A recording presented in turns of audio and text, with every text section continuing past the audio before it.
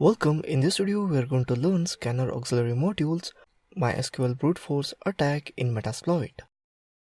This module simply queries the MySQL instance for specific user or password. Let's load MySQL login module. Type use auxiliary /scanner /mysql /mysql_login. Type info.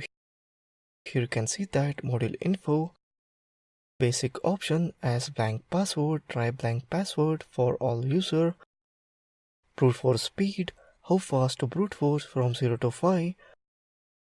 R host the target address range or CIDR identifier.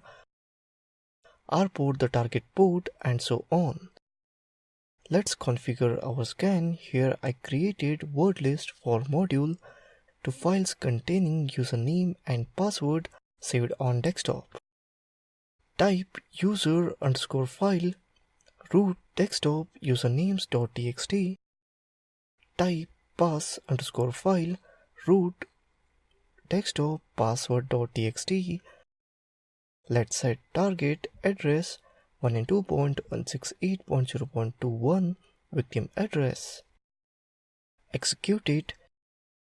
Here you can see that brute force attack is started on 192.168.0.21 host. When login successful, it will show username and password.